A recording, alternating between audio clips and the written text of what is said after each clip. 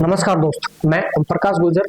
देखिए, शैक्षिक प्रबंधन हम चला रहे हैं और शैक्षिक प्रबंधन के अब वर्तमान में जो कार्य पढ़ रहे हैं उन कार्यों की हम चर्चा करने वाले हैं। ये सभी जो टीचर्स के एग्जाम होते हैं सब में इम्पोर्टेंट है। तो निःशुल्क क्लासेस चल रही है और एक एक दो दो टॉपिक हम क्लियर करते चल रहे हैं। ऐसे ही हम इसको पूरी कर देंगे, क्योंकि आपको जो ज़्यादा वीडियो बड़ी हो जाती है, यानी कि ज़्यादा लंबी हो जाती है वीडियो, तो उसमें देखने में गचर पचड़ हो जाता है। तो छोटे छोटे टॉपिकों को जो मेन मेन पॉइंट है ना, परीक्षा में काम आते हैं, जहाँ पर्सन पढ़ते रहते हैं बार बार बार बार बार बार, ऐसे टॉपिक वाइज इनको कट छोटे छोटे टुकड़े कर कर करके इसको कवर करते चल रहे हैं। और ये जितने भी टीचर्स की एग्जाम होती है उनमें सब में काम की है और आप निश्चिंत होकर के ये वीडियो देख सकते हैं। चैनल पर पहली बार जुड़ रहे हैं तो आप सब्सक्राइब कर लीजिए, वीडियो को कर दीजिए लाइक और शुरू करते हैं। आप वीडियो की आवाज को बढ़ा लेना, क्योंकि आवाज जो है ये कचर पचर ऐसे कर रही है। ये माइक थोड़ा किसी से खोज करके लाया हूँ मैं और ये मेरा खराब हो गया माइक, इसलिए कोई बात नहीं है। चलो आप देखिए, प्रबंधन के जो मुख्य रूप से कार्य और सिद्धांत में हमने पढ़ा था, प्रमुख रूप से 5 कार्य बताए थे हेनरी फ्यूल ने, और जो लूथर गुलिक और उर्विक लिंडान था उसने 7 कार्य बताए थे। तो 5 कार्य और 7 कार्य दोनों पढ़ लिए थे। हम इसके प्रमुख कार्य, टोटल कार्यों को हम यहाँ पर कवर करने वाले हैं।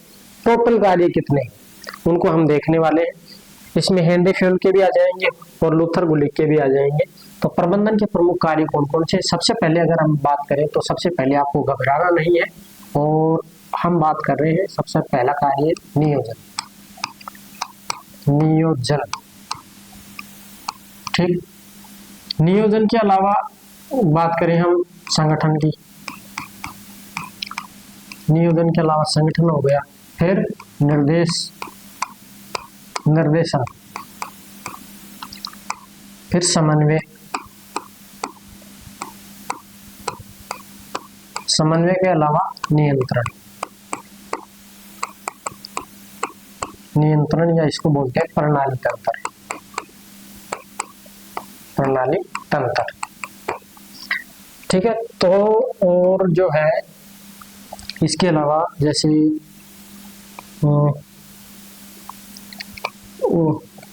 अभिप्रेरणा,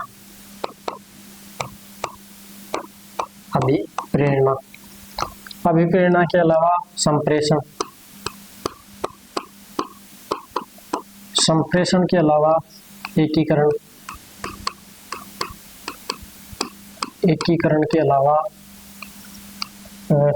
निर्णय, निर्णयन, निर्णयन यानी डिसीजन। इसके अलावा मूल्यांकन, मूल्यांकन के अलावा नवाचार,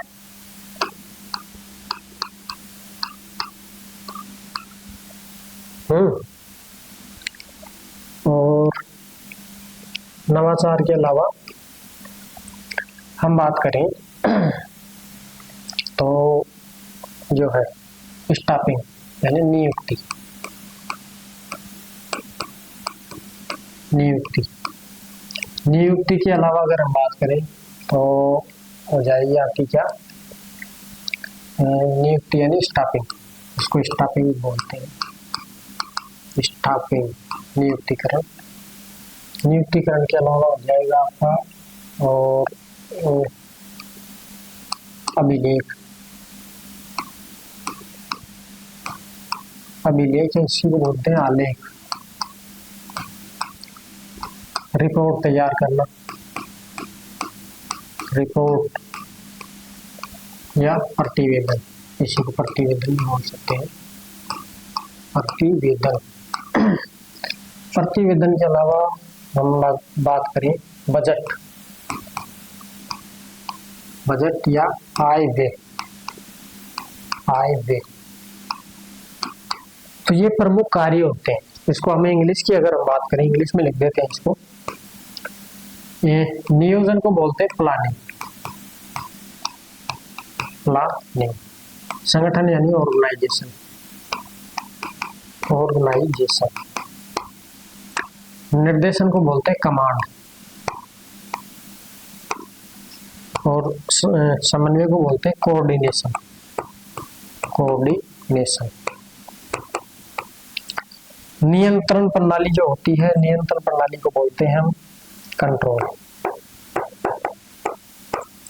इसके अलावा अभिप्रेरणा जो होती है इसको बोलते हैं मोटिवेशन। मोटिवेशन। संप्रेषण जो होता है उसको बोलते हैं कॉन्वेंस। एकीकरण का मतलब होता है इंटीग्रेशन। इंटीग्रेशन। निर्णय का मतलब होता है डिसीजन, और मूल्यांकन का मतलब होता है इवोल्यूशन। नवाचार का मतलब होता है इनोवेशन। इनोवेशन। नियुक्ति का मतलब स्टाफिंग हो गया। अभिलेख का मतलब होता है रिकॉर्ड। रिकॉर्ड, आलेख या अभिलेख। रिपोर्ट यानी प्रतिवेदन का मतलब होता है रिपोर्ट, रिपोर्ट्स। और बजट का मतलब होता है बजट, बजट। ठीक है, तो ये होते हैं इसके प्रमुख प्रमुख कार्य। किसके? शैक्षिक प्रबंधन के प्रमुख कार्य होते हैं। इनको हम एक एक को हम समझते हैं, यहीं पे समझाता हूँ आपको, एक एक को ही समझाता हूँ, लिखने की कोई जरूरत नहीं है, समझ लो। बाकी आप खाली समझना है आपको। देखिए ये जो है ये नियोजन, नियोजन को बोला जाता है क्या? प्रबंधन का मस्तिष्क। प्रबंधन का मस्तिष्क, या इसको भविष्य भी बोल सकते हैं। प्रबंधन का भविष्य।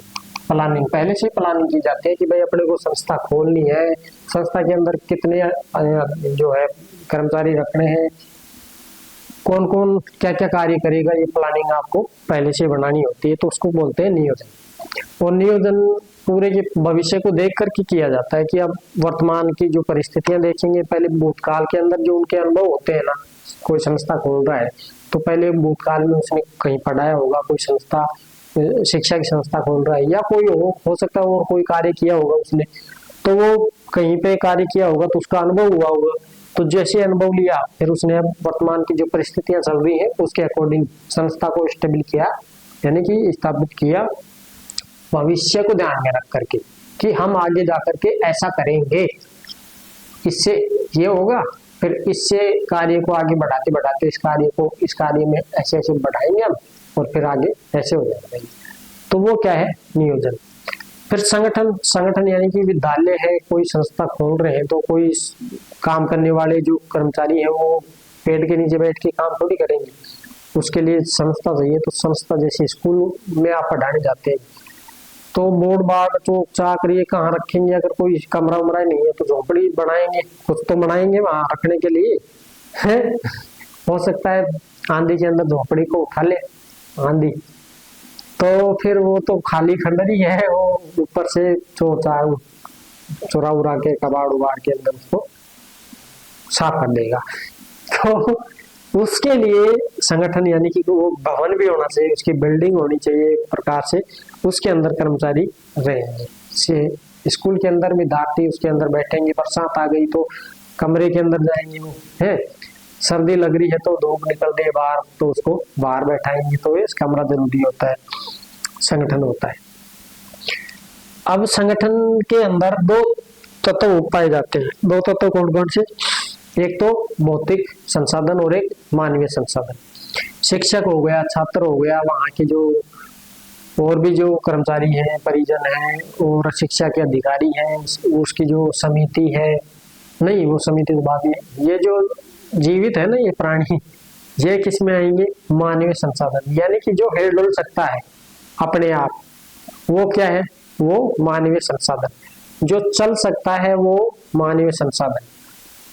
अब चल तो बिजली भी सकती है, पंखा भी चलता है, लेकिन इसको चलाया जाता है, इसको पलक लगाया जाता है, ये निर्जीव नहीं है, ना बोल सकता है ना या डांस कर सकते हैं, तो ये निर्जीव है, ये तो आएंगे भौतिक संसाधन के अंदर। और जो चलते हैं, जो जीव है, उनको क्या किस में शामिल करेंगे हम? मानवीय संसाधन के अंदर। तो ये दोनों संसाधनों के अंदर भी इन दोनों में ही समन्वय स्थापित होगा। ऐसे नहीं है कि दो मास्टर आपस में लात घूसा चला रहे हैं, है तेरी है बच्चे देख रहे हैं। तो ये समन्वय स्थापित होना चाहिए संगठन के अंदर कर्मचारियों में और भौतिक संसाधनों में। बिना बोर्ड के कैसे समझाएंगे वो टीचर, भाई ऐसे बताएंगे हाँ ऐसे होगा, एक चीज वहां थी एक चीज वहां थी, नहीं समझाया जा सकता है। ना मैथ की प्रश्नावली निकालेंगे, वो एक में से दो गया ऐसे कैसे निकालेंगे, उसको समझाएंगे बाकायदा, उसको स्ट्रक्चर बनाएंगे उसके सूत्रों को, ये ऐसे होगा, तो बिना बोर्ड के नहीं हो सकता। इसलिए भौतिक संसाधन भी जरूरी होते हैं।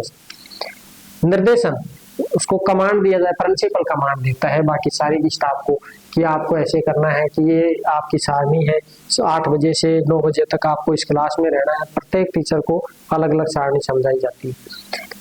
तो ये होता है निर्देशन, यानी प्रिंसिपल कमांड देता है इनको। समन्वय यानी कोऑर्डिनेट करता है, कोई अगर लड़ाई झगड़ा हो जाए तो उनको बीच बचाव करता है, तो समन्वय स्थापित करता है। सामंजस्य भी बैठाता है, कोई दो टीचरों के अंदर मनमुटाव हो गया तो उसको बैठ करके समझाएगा कि ऐसा नहीं होता है वैसा नहीं होता है, सारी ये फालतू की बातें हैं। और नियंत्रण और प्रणाली तंत्र, यानी कि इनके ऊपर कंट्रोल करेगा। कोई टीचर आराम से बात बैठ करके मूंगफली खा रहा है, 10 दिन हो गए 15 दिन हो गए, रोज का काम है उसका, तो या तो वो काम करे वरना फिर उसको घर भेजिए। तो उसके ऊपर कंट्रोल जरूरी है सर, नियम और सिद्धांतों के आधार पर। तो ये जो है ये 5 के 5 जो सिद्धांत है ये किसने दिए थे, ये दिए थे हेनरी फ्योल ने। यानी कि हेनरी फ्योल ने सिद्धांत दिए थे 5। ये 5 सिद्धांत किसके हैं, हेनरी फ्योल के। हेनरी 5 कार्य सिद्धांत तो कितने दिए थे इसने, 14 सिद्धांत दिए थे और 5 कार्य दिए थे किसने, हेनरी फ्योल ने। तो ये हो गई हेनरी फ्योल की। अब प्रेरणा का मतलब होता है मोटिवेशन। भाई बच्चों को मोटिवेशन देंगे, आप पढ़ाई के बारे में उसको प्रेरित करेंगे तो क्या होगा, मोटिवेट होगा कि अपने को भी पढ़ना है, अपने को भी ऐसे टीचर बनना है, अपने को भी जो है IAS अधिकारी बनना है, बड़े बड़े ओहदों के ऊपर जाना है। तो उनको मोटिवेट करेंगे तो जा करके वो जरूरी होता है मोटिवेशन समय समय के ऊपर। और उसके अंदर जिज्ञासा होगी तो फिर वो करेगा, वरना 2 दिन ही चलेगा ये मोटिवेशन, उसके बाद में सब राख धूल एक हो जाती है, चाहे कितना लठ मार ले। संप्रेषण यानी कि उनके आपस में उनको तालमेल बिठाया जाता है बात करने के लिए, उसको सही तरीके से बात करो, मेरे से बोलो। तो ये होता है संप्रेषण। उनको यानी कि भाषा शैली ठीक रखो, आप उनके बोलने की स्टाइल ठीक रखो, ऐसे नहीं कि ओ छोड़ा, ऐसे नहीं, ठीक से। एकीकरण का मतलब होता है कि एकता, भारत की एकता और अखंडता, यानी कि एक होकर के सारे के सारे जो टीचर हैं ये यानी कि प्रयास करें एक होकर के सारे के सारे। जैसे इंग्लिश वाला इंग्लिश ठीक से पढ़ाए, हिंदी वाला हिंदी पढ़ाए। ऐसा नहीं है कि मैथ वाले कोई अरे आप तू ही पढ़ा ले, इंग्लिश भी साइंस भी हिंदी भी, मैं तो आराम कर लेता हूँ थोड़ा, 2-4 दिन तो करे, फिर वो रोज की उसको आदत लग जाए तो फिर वो ठीक नहीं है। तो इसलिए एकीकरण जरूरी है।